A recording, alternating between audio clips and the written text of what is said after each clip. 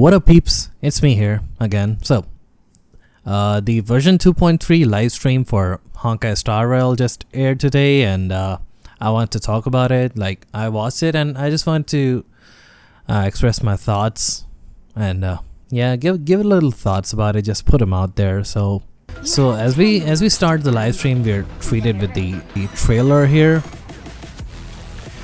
So yeah, that's Sam right here. We're going to get Sam in this version. Like, that's actually pretty cool, right? Like, all the Sam stuff.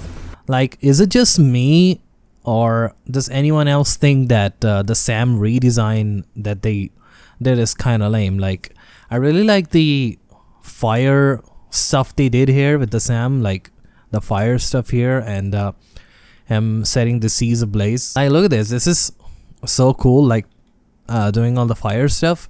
But as you'll see, the actual kit, like the actual playable Sam, they don't use this fire stuff. They use like magical wings, magical, like a flowing cape and two swords and stuff, which is like more of a girly aesthetic. Like, it's, yeah, we know it's Firefly, but when we didn't know that and we thought Sam was a guy, this was really cool and I was really excited for it. But yeah, like, this is the fire aesthetic, but then Sam just became this green thingy. This is the thing that I'm talking about. Like, look at this, the girl transformation and the getting the wings and stuff and all these slashes. These kind of look weak to me. Like, tell me if I'm wrong, but I think that a fiery kick is more impactful and looks more powerful than whatever these weak ass slashes are. Like, what even is this? It's not all that satisfying to me. Like, I wish this was the complete combustion state and not the green flames. I don't know. Like, look at this.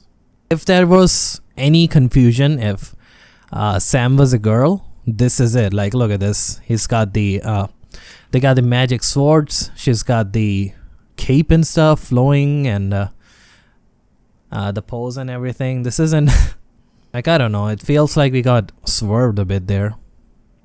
But yeah, they showed Firefly. They showed her kit can become, and she can just enter battle.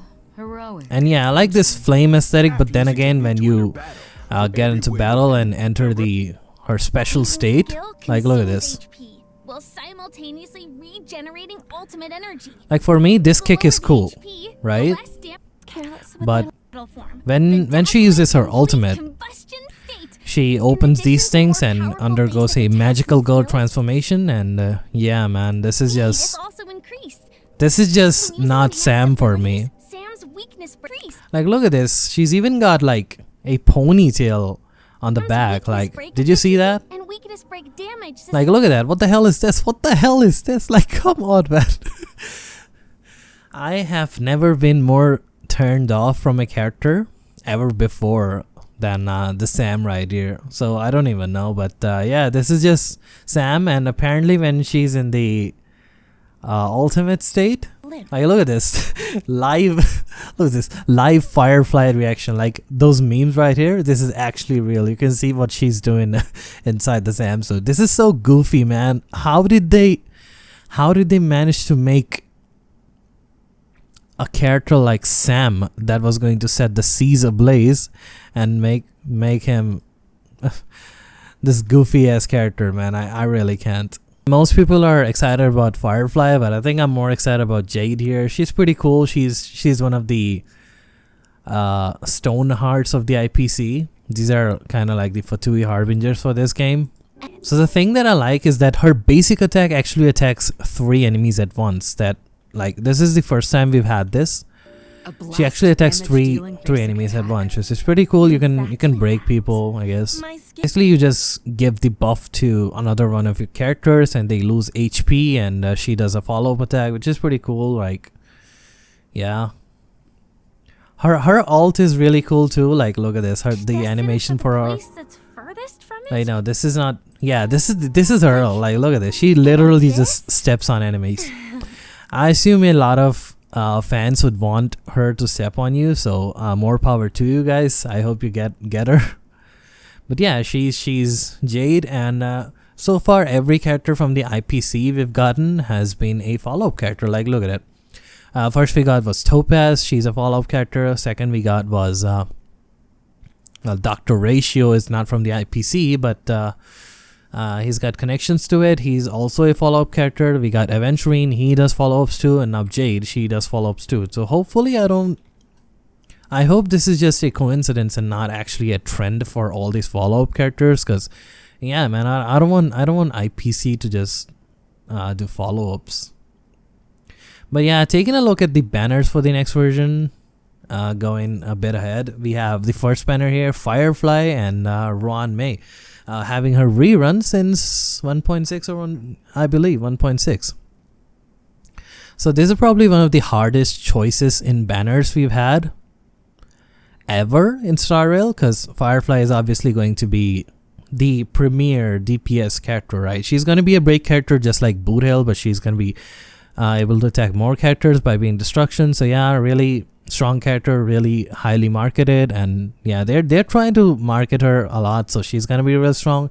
And Ruan May is Ruan May. You literally gotta have her in every team. Like, she's the best support character, and without her, teams kind of feel bad. So going for either of them is, you can't go wrong going for either of them. The 4-stars are really good as well. Like Misha is really good with break, Shui is really good with break, and Gallagher is pretty much the best 4-star healer in the game. So and amazing with break. So amazing 4 stars, amazing 5 stars. This is a banner that I'm obviously gonna go on. Like, this is just amazing value, and I think you guys should as well. But yeah, man, this is a really tough choice, going for Ruan May or Firefly. But I think me personally, I would advise and go for Ruan May, since she's a support character. Support characters age better than DPS characters, so you can just play whoever and put her in the team. But if you put Firefly, then you gotta build a team around her, and you gotta,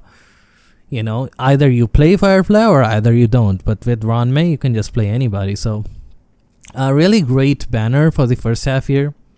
So hold on to your stellar Jeets, because you're gonna need them. Coming to the weapon banner here, we have the Eyes of Prey, Day 1 of My New Life, and Memories of the Past. I just remember that off the top of my head. I didn't even write it anywhere. I didn't even look it up. But yeah, these are the 4-star light cones. Memories of the Past is really good for the Trailblazer and Ruan May as well. We have the Destruction light cone here, Firefly signature obviously, and we have Ruan May signature. That's also really good. So light cone banner is also really good. Like, they're trying to wash players out with the first half event banner. And coming on to the second half, we got Natasha, Asta, and Serval. What is this, 1.0? This is absolutely trash.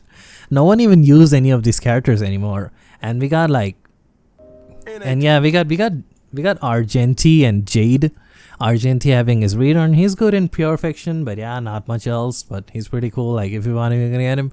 And Jade as well. Double erudition banner. So it's good that the first half banner is so good, and the second half banner is kind of trash. So you can just safely skip it if you want. But yeah.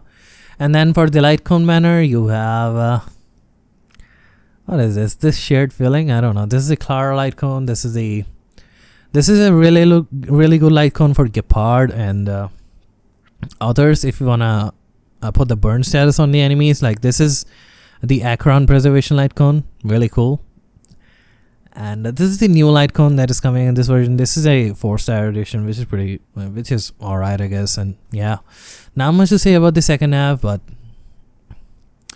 moving on ahead, this is the new 4-star light cone I talked about. This is, yeah, they didn't give much details about it, but it is what it is. Coming to the events, they have a Divergent Universe here, which is, yeah, they're like simulated universe but upgraded. We have new rewards, which is pretty cool. More endgame content. I'm never complaining about that, but yeah, Divergent Universe is like really cool. They told us a lot of cool stuff about it. Like, look at it. Like, lore stuff aside, we'll be able to like change our party whenever in the simulated universe. Like, we don't have to download characters only at the respite stages. We can just change characters anytime.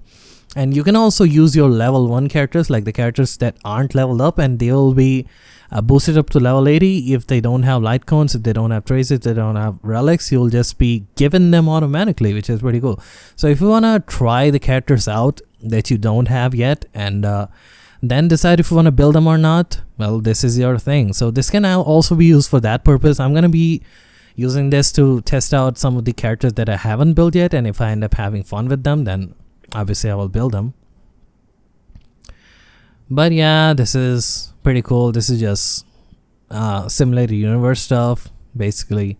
I'm sure they have a lot of new blessings and curios and all that, but I'm interested in what language they actually use. Like, is this an actual script that has a translation somewhere, or is this just they just put it to not let us read these? Because this is pretty cool. I would like to write in this script. And yeah, we have this literal gambling mechanic in the simulated universe, which is like, is the IPC in charge of this? Because you have a chance of losing all your cosmic fragments or gaining a lot of them, but this is just literally you're playing these slots,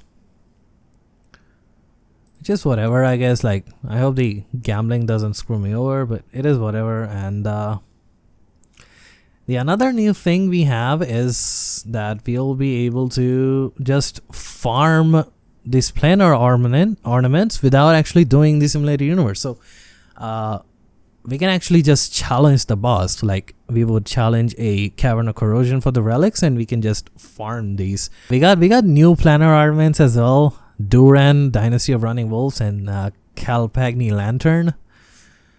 No details about that, but I'm sure one of them will be good for the new characters. After the Divergent universe, they're actually adding a new form of endgame content. Like, this is gonna be a separate third thing to the existing Pure Fiction and the Memory of Chaos. So this is gonna be a Apocalyptic Shadow. So since Memory of Chaos is just a regular Abyss, and Pure Fiction is, you know, focused on AoE, Apocalyptic Shadow will be focused on individual bosses themselves. So this is where I think hunt characters would get to shine a lot, because you would need a hunt character to get through these bosses. So the boot hill I got, he's going to be putting in a lot of work. So this is basically Pure Fiction, but for hunt characters, basically. But destruction characters will be good too. Obviously, they're just good at everything. We're going to get a free Shui from the Apocalyptic Shadow, which is good. She's got a lot of toughness breaking. So if you have Harmony Trailblazer, you can just use Shui and clear stuff. This is the like structure they gave us. First, the Apocalyptic Shadow will reset. Then there's the Pure Fiction, then the Memory of Chaos. So you'll have all three of these in the course of the patch, like 4 months. More endgame content. I will never complain about more endgame content. There's like so much endgame content in a game that you don't have to play a lot. And yeah, lots of Primo Gems. There's like 800 Primo Gems in total. Yeah, did I say Primo Gems? I meant to say Stellar Jades, but yeah. I never thought the day would come when I could play Match 3 on a Penaconian airship. They're calling it Match 3, but we all know it's actually Candy Crush. So yeah, we got a Candy Crush minigame, which is pretty cool. And is it just me, or do you guys also think that Firefly's voice actor, like, no hate to her, but she was kind of sounding like she was reading a script. Like, obviously everyone here is reading a script, but they're also meant to sound like they're having an actual conversation. But it looks like Firefly has a piece of paper right in front of her eyes, and she's not like caring about anything else. Like, whenever she says something, it feels like she's reading it out. That was kind of jarring for me, but maybe it was just me that felt like that. But yeah, Stellar Shimmer, this is gonna be another combat event here, which is pretty cool. You can apparently you'll be able to just bring no healers at all and just deal damage, because you'll just be healed. And we're getting 2 new relic sets, Cavern of Corrosion. This first one is for break and super break DPS characters, so probably the new best set for Boot Hill and for Firefly as well. And this is follow up and ultimate damage, so for Jade. So this is funny that they're releasing the 2 best in slot sets for the 2 new characters coming in this patch. But yeah, follow-up attackers, get ready to farm a new set.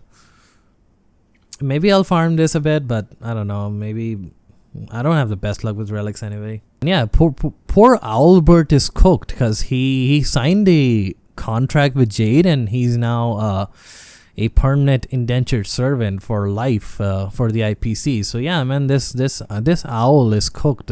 So yeah, we also got the new Herda 5-star light cone. This is gonna be the erudition light cone, which is I'm finally gonna be able to get rid of my breakfast light cone, which is pretty cool. This was something I forgot to mention. And you can also restart the battle in simulated universe without actually quitting the game with Alt F4. Like, they're on to us. They know what we're doing. They know we're quitting to save scum. But yeah, they're just giving us a method for doing that. But yeah, they introduced new characters to us at the end, like from the Shenzhou ships. This is Fei Xiao, this is Zhao Q, Zhao Chou, like this is QIU, this is like Xingqiu, right? Zhao Chou, Mose, Zhu Ming, and Huayan, and Yun Li. They showed us. I think they drip marketed her recently. And yeah, these are all the generals from the Shenzhou. So apparently we'll be going back to the Shenzhou Luofu, and we'll be getting to meet all these new characters. So yeah, Albert just casually dropping silhouettes of these new characters at the end. That was kind of surprising to see. But yeah, that was surprisingly a lot of content for this patch. Pretty much the epilogue of Penacony, which is pretty cool. So yeah, there's a lot of content in this version and a lot of things that I'm excited about. I think I'm gonna be trying out Apocalyptic Shadow. I'm gonna be trying out the Knee Simulated Universe. I'm gonna be doing the quest on the first day. There's so much to look forward to. It was all over the place, but I think that summarizes all my thoughts for most of the stuff in this version. Let me know if I missed something, and let me know your thoughts as well in the comments, and we'll discuss it. We'll let me know what you liked, disliked, and what you want in the next patches. And like, comment, subscribe. You know, the buttons are right here.